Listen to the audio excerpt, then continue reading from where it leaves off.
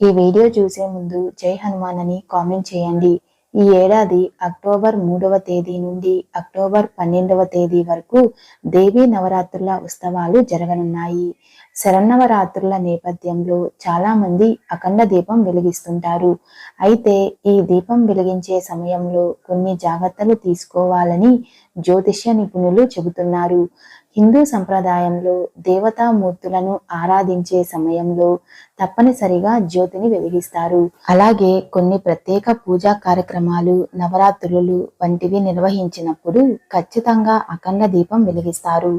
నవరాత్రుల్లో అఖండ దీపం వెలిగిస్తేనే సంపూర్ణ పూజా ఫలితం దక్కుతుందని పండితులు చెబుతున్నారు. అయితే ఈ దీపం వెలిగించే సమయంలో కొన్ని జాగ్రత్తలు తీసుకోవాలి. అసలు అఖండ దీపం ఎందుకు వెలిగిస్తారు అంటే, కష్టాలు తొలగిపోవాలన్నా, జీవితంలో తీరని కోరికలు ఏమైనా ఉంటే అవి తీరాలన్నా ఈ అఖండ దీపంను వెలిగిస్తారు. 24 గంటల పాటు దీపం కొండెక్కకుండా వెలిగే దీపాన్ని అఖండ దీపం అని అంటారు. అసలు ఈ దీపాన్ని ఎలా వెలిగించాలో ఇప్పుడు చూద్దాం. ముందుగా ఇత్తడి పళ్ళెం తీసుకొని అందులో బియ్యం లేదా ధాన్యం పొయ్యాలి. ఆ తరువాత పెద్ద సైజులో ఇత్తడి లేదా మట్టి ప్రమిదను తీసుకొని పళ్ళెంలోని బియ్యం మీద ఉంచాలి. ఆ ప్రమిదకు కుంకుమ బొట్లు పెట్టి పువ్వులతో అలంకరించుకోవాలి. తర్వాత ప్రమిదలో నువ్వుల నూనె లేదా ఆవు నెయ్యిని పోసి లావుపాటి వత్తి వేసి దీపాన్ని వెలిగించాలి. అఖండ దీపం వెలిగించిన వెంటనే ఆ దీపం వద్ద కొబ్బరికాయను ఖచ్చితంగా కొట్టాలని పండితులు చెబుతున్నారు. అలాగే ఆ అఖండ దీపం వద్ద నైవేద్యంను పెట్టాలి. నైవేద్యంగా పేలాలు, బియ్యం, పటిక బెల్లం వీటిల్లో ఏ ఒక్కటి అయినా పెట్టవచ్చు లేదా 3 అయినా పెట్టవచ్చు. ఈ అఖండ దీపాన్ని ఎక్కడ పెట్టాలి అంటే, మీ పూజ గదిలోని అమ్మవారి విగ్రహం లేదా ఫోటో వద్ద ఈ దీపాన్ని పెట్టాలి. ముఖ్యంగా ఆగ్నేయ దిశలో ఈ అఖండ దీపాన్ని వెలిగిస్తే మీ కోరికలన్నీ వెంటనే నెరవేరుతాయి.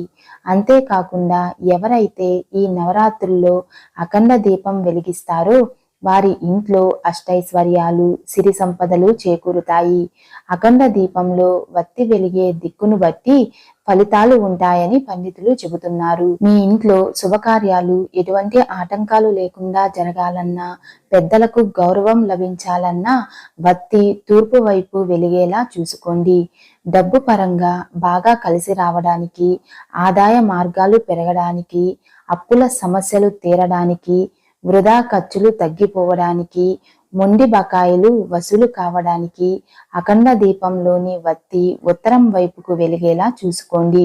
అఖండ దీపం వెలిగించే సమయంలో తీసుకోవాల్సిన జాగ్రత్తలు ఏమిటంటే, అఖండ దీపం వెలిగించిన తరువాత ఒక మనిషి ఆ దీపాన్ని గమనిస్తూ ఉండాలి. మీరు ఎన్ని రోజులు ఉంచాలనుకుంటున్నారో అన్ని రోజులు దీపం కొండెక్కకుండా చూసుకోవాలి. నూనె సరిపడినంత ఉందో లేదో అని ఎప్పటికప్పుడు గమనిస్తూ ఉండాలి. నూనె తక్కువ అవుతున్నా, వత్తి తగ్గుతూ వస్తున్నా చూసుకొని జాగ్రత్త పడాలి. ఒకవేళ అనుకోని పరిస్థితుల్లో 24 గంటల ముందే అఖండ దీపం కొండెక్కితే ఏం చేయాలి అంటే, చాలా మంది దీపం కొండెక్కితే అశుభంగా భావించి ఆందోళన చెందుతుంటారు. ఏమైనా జరుగుతుందేమో అని భయపడిపోతుంటారు.